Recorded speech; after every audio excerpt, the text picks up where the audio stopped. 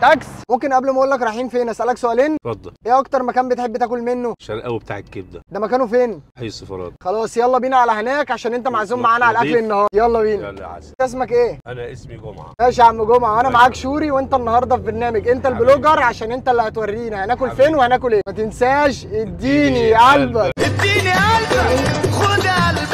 بتحب تاكل ايه بقى من هنا؟ كبده ومخ. انا وهو كبده ومخ. بما اننا بقى النهارده في كبده الشرقاوي، انا عندي سؤال مجنني. مين كبده الشرقاوي الاصلي؟ بقى 18 سنه بالتاكسي اللي اكلت من جميع المحلات، هو ده المحل الاصلي. في شويه محلات معرفش مين اصلهم زي كبده الشرقاوي، فرغالي بتاع العصير. قولوا لي برده في الكومنتات اسامي محلات بتلاقوها منتشره وانتوا برده مش عارفين مين الاصلي. الكبده والمخ حضروا. بما انك انت البلوجر النهارده، اوصف لنا بقى الاكل وقول لنا اللي بتحب الكبده والمخ من عند الشرقاوي. عشان حلوه جميله وسريع، ما بيأخرنيش، تاكل ما بتتعبش، كانك بتاكل في البيت بالظبط. بسم الله.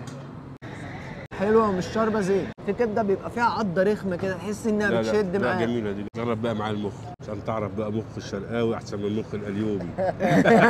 حساب الاكل 185 والمشوار 50 جنيه. بما ان عم جمعه يشوف الكومنتات يبقى قولوا له هو نجح بنسبه كام في الميه انه يبقى بلوجر. قول لي بقى لو في جمله العالم كله هيسمعها تحب ايه الجمله اللي تقولها لكل الناس؟ اهم حاجه قناعه النفس، لان في ناس بيبقى معاها كتير قوي ومش حاسه ان ما معاش اي حاجه. يبص حواليه الناس اللي بقت في الشارع كده كده هيرتاح نفسيا. اعملوا فولو ولايك شير وما تنسوش شوري مش بلوجر انت البلوجر.